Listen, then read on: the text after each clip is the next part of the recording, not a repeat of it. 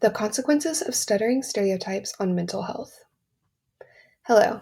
Today I will be presenting my research project. In this presentation, I will be discussing adults who stutter and how stereotypes and discrimination may affect their overall social and psychological well-being. Okay, on this slide, I have some terms that are very important to my study. Stutter or stuttering refers to disruptions in speech patterns, also known as disfluencies. There are many types of disfluencies a person may experience, like repetitions, such as da da da dog, prolongations, such as milk, or blocks, which is when there's a complete stop or silence in the forward flow of the speech. It is important to know everyone experiences some degrees of disfluency.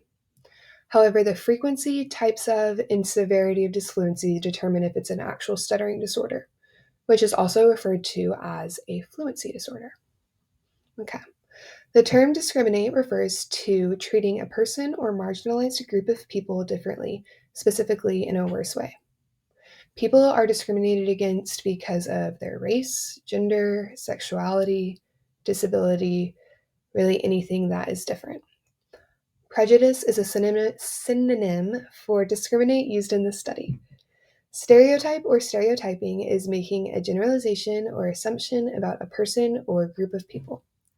Synonyms for stereotypes used in this study include bias and stigma. Psychological well-being is defined as one's level of mental happiness and health, life satisfaction, and feelings of accomplishment. And finally, social well-being refers to one's relationship with other people and having a sense of belonging within a community. Okay. There are many false stereotypes that surround stuttering. Common stuttering stereotypes include assuming people who stutter are unintelligent or uneducated, that they're just shy or uncomfortable, that stuttering is a learned behavior, or that stuttering can be fixed. While none of this is true and stuttering cannot be fixed because it is the result of predispositions like genetics and environmental factors. Although stuttering cannot be cured, it can be managed by speech therapy. Other professionals also may be a part of a person who stutters care team. This includes psychologists and counselors. This is because people who stutter are much more likely to experience depression and anxiety than people who don't stutter. Stuttering can also cause a person to avoid talking in certain situations, places, or around certain people. And this avoidance of talking can lead to a social withdrawal because the person starts to feel restricted from parts of their life, which then may lead to the person completely isolating themselves and refraining from engaging in social activities. My research intends to synthesize the current literature and see how stereotypes truly impact the lives of people who stutter, which brings me to my purpose, which is to determine how the social and psychological well-being of adults who stutter are impacted by stuttering stereotypes and discriminatory behaviors from others. And as you can see, I included some cute pictures to encompass and visualize my purpose. And I'm including in a pizza man who you might have thought of Italians whenever you saw that. That's a stereotype. So what happens whenever you put together stuttering stereotypes? We'll find out. Okay. Methodology. An evidence-based literature review was completed using EBSCOhost, APA PsycInfo, and PubMed. The selected search terms are displayed in the table on the left. If you notice, these words were mentioned earlier as the synonyms of the important words for my study. These words were thoughtfully selected with the intent to retrieve as many studies that may fulfill the criteria requirements, which are represented on this table to the right. As part of my inclusion criteria, the studies must have been original research, had a population of adults who stutter, 18 or older, not been published before 1990, included research relevant to my topic, and was written in English. I excluded any research that analyzed their data, including acquired stuttering, because my research is evaluating the experiences of people who have developmental stuttering disorders, not acquired.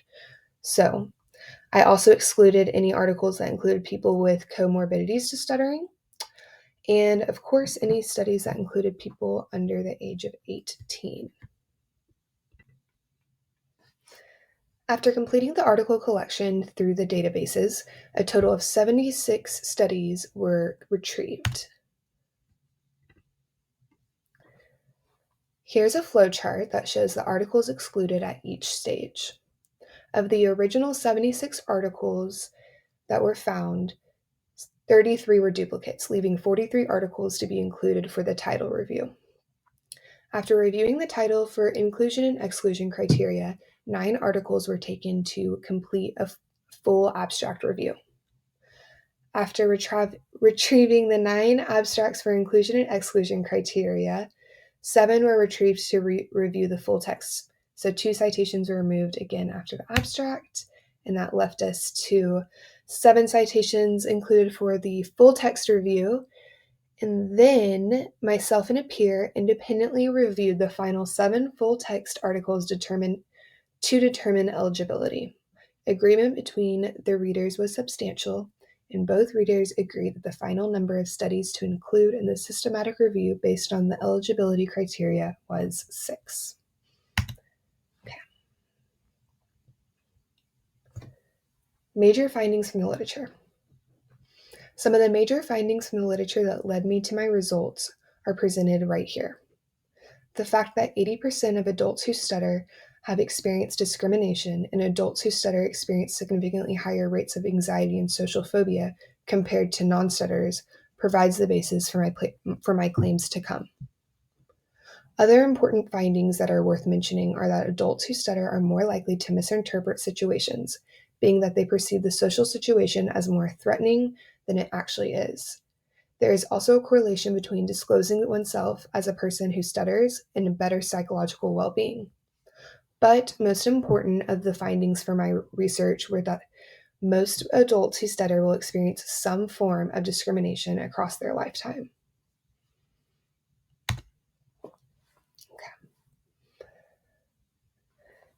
The psychological and social well-being of adults who stutter are negatively impacted by stuttering stereotypes.